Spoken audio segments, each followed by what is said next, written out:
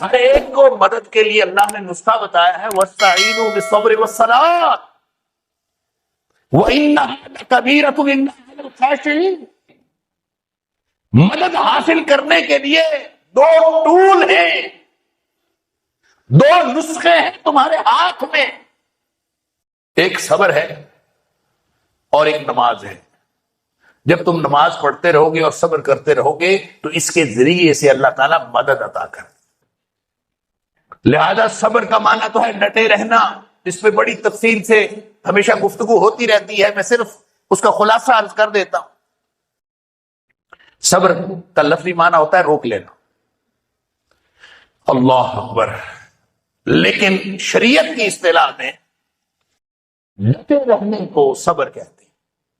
اصل میں اس کے لغوی معنی کے ساتھ تعلق یہ ہے کہ ہر سچویشن کے اندر، جس طرح کی بھی سچویشن ہو، اس سچویشن میں انسان کے اندر ایک فطری تقاضا پیدا ہو، صورتحال میں انسان کے اندر ایک فطری تقاضا پیدا، کیونکہ وَنَفْسٍ وَمَا سَوَّاهَا فَأَلْهَمَهَا فُجُورَهَا وَتَقْوَاهَا، اس کو اللہ نے بناتے وقت اس میں نیکی کا مادہ بھی رکھا ہے، برائی کا مادہ بھی رکھا ہے، لہذا ہر سچویشن کے اندر ایک تقاضا پیدا ہوتا، اس تقاضے کو، جو فطری تقاضا ہر انسان کے اندر پیدا ہوتا ہے، اس کو اس لیے روک لینا کہ اللہ اور اس کے رسول صلی اللہ علیہ وسلم کی مرضی یہ نہیں ہے، اللہ اور اس کے رسول صلی اللہ علیہ وسلم کے حکم کی وجہ سے ہر سچویشن میں اس فطری تقاضے کو روک لینا یہ صبر ہے۔ اس لیے صبر کبھی چھلانگے لگا دینا صبر ہوتا ہے، کبھی روک لینا صبر ہوتا ہے۔ شدید غم ہو تو مباہلہ کرنے کو دل کرتا ہے، مباہلہ نہ کرنا صبر ہے۔ شدید خوشی میں پھر انسان کا چیخ و پکار کر کے لوگوں کو اپنی طرف متوجہ کرنے کا دل کرتا ہے، کوئی بھگت کرنے کا دل کرتا ہے، کوئی ناچ گانے کا دل کرتا ہے، نہیں کرنا، اس لیے کہ اللہ اس کے رسول صلی اللہ علیہ وسلم کے حکم کے خلاف ہے، یہ صبر ہے۔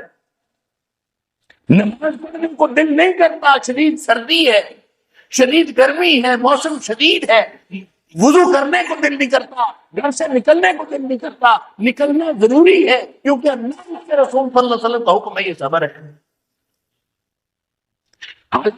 کے بندے کاروبار میں فائدہ نہیں ہو رہا، جھوٹ بولے بغیر کاروبار نہیں چلتا، سچ پر ڈٹے رہنا صبر ہے، اس لیے کہ اللہ اس کے رسول صلی اللہ علیہ وسلم کا حکم ہے کہ جھوٹ بول کے کاروبار نہیں کرنا، سچ بول کے کاروبار کرنا۔ اللہ حاضر قیاس، پوری زندگی صبر ہے، پوری زندگی ڈٹے رہنا صبر ہے۔ اور اللہ فرماتا ہے وَاسْتَعِينُوا بِالصَّبْرِ وَالصَّلَاةِ، نماز اور صبر کے ذریعے سے اللہ کی مدد حاصل کرو۔ ساتھ فرما دیا وَإِنَّهَا لَكَبِيرَةٌ إِلَّا عَلَى الْخَاشِعِينَ، اوکھا کام ہے، مشکل کام ہے صبر کرنا۔ اس لیے علماء کرام نے صبر کی 3 قسمیں کی ہیں۔ صبر علی الطاعات، کہ اللہ اور اس کے رسول صلی اللہ علیہ وسلم کی اطاعت کے کام بھی صبر کے بغیر نہیں ہوتے، کرو گے تو صبر کرنا، اپنے آپ کو جکڑنا پڑے گا، نفس کو لگام دینی پڑے گی، پھر جا کے کام ہوتا ہے، ایسے اس کے بغیر تو گناہوں سے بچنا ہے تو الصبر عن المعصیات، تو جو معصیت کے کام ہیں، گناہ کے کام، ان سے رکنا کون سا آسان کام ہے؟ اس سے رکنے کے لیے بھی اپنے نفس کو جکڑنا پڑتا ہے۔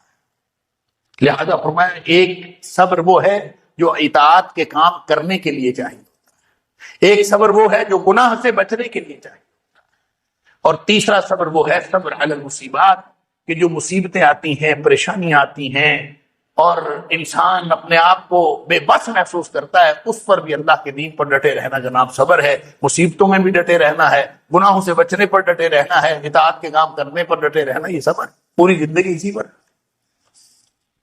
کر کے دیکھو تو پھر دیکھو اللہ کی مدد آتی ہے کہ نہیں۔ سبحان اللہ عما یصفون، اللہ کی ذات ان سارے عیوب و نقائص سے پاک ہے جس کے بارے میں یہ لوگ باتیں کرتے ہیں، ان کو سمجھ نہیں آتی کس ذات کے بارے میں بات کر رہے ہیں۔ اتنی سی مخلوق ہے، وہ جو ہے نا واسع کرسی السماوات والارض، زمین و آسمان کے اوپر اس کی کرسی حاوی ہے، وہ کتنی سی کائنات ہے اور کتنی حاوی اس کی کرسی ہے، اس کے اوپر کتنی بڑی ذات ہے، اللہ اکبر۔ اس ذات کے بارے میں لوگ یہ سمجھتے ہیں کہ اس کے ساتھ کوئی الہ مخلوق میں سے اٹھ کے بن جائے گا، ما قدر اللہ حق قدر، انہوں نے اللہ کی قدر ہی نہیں کی۔ اور سبحان اللہ عما یصفون، وہ ذات پاک ہے۔ پاک جو ہے نا، یہ میں کئی دفعہ عرض کرتا ہوں اور پھر میں بار بار اس لیے بتاتا ہوں کہ یہ ذہن میں مفہوم راسخ ہونا چاہیے۔ سبحان اللہ جب ہم کہتے ہیں کہ اللہ پاک ہے، تو پاک کا مطلب یہ نہیں ہوتا کہ ایک ناپاک ہے اور ایک پاک ہے، وہ والا پاک نہیں ہے۔ سبحان کا مطلب ہوتا ہے وہ ذات جو عیوب و نقائص سے پاک ہو۔ عیب کہتے ہیں خامی کو، اور نقص کہتے ہیں کمی کو۔ وہ ذات سبحان ہے۔ جو سبحان ذات ہوتی ہے نا، اس میں نہ کوئی کمی ہے اور نہ خرابی ہے۔ اور جس ذات میں نہ کوئی کمی ہو نہ کوئی خرابی ہو، اس کو ساتھ الہ بنانے کی ضرورت کیا ہے؟ اس کو کسی کو اپنے ساتھ ملانے کی ضرورت کیا ہے؟ وہ ہر احتیاج سے پاک ہے۔ اس لیے جہاں کہیں شرک کا ذکر ہوتا ہے، سبحان اللہ عما یصفون، وہ ذات ہر قسم کے عیوب و نقائص سے پاک ہے۔ اور دوسری بات یہ کہ سبحان کا لفظ، اس کے اندر یہ عیوب و نقائص سے پاکی ہوتی ہے، یہ اس کا سلبی پہلو ہے۔ سبحان کے لفظ کا یہ سلبی پہلو ہے کہ اس کی ذات عیوب و نقائص سے پاک ہے، اس میں نہ کوئی عیب ہے نہ اس میں کوئی نقص ہے۔ لیکن اس کے اندر ایک ایجابی پہلو بھی اسی سبحان کے لفظ کے اندر موجود ہے، اور وہ ایجابی پہلو یہ ہے کہ اس کی ذات کمالات اور خوبیوں کا مجموعہ ہے۔ کمی بھی کوئی نہیں، خرابی بھی کوئی نہیں، حسن، خوبی، کمالات، وہ دنیا کائنات میں جو بڑے سے بڑا کوئی تصور ہو سکتا ہے وہ اللہ کی ذات میں بھرپور موجود ہے۔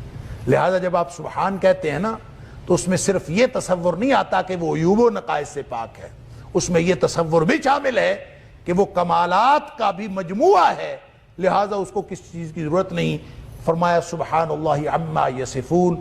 یہ جو دنیا والے مشرک بکواس کرتے ہیں، ان ساری باتوں سے اللہ کی ذات بہت بلند اور پاک ہے۔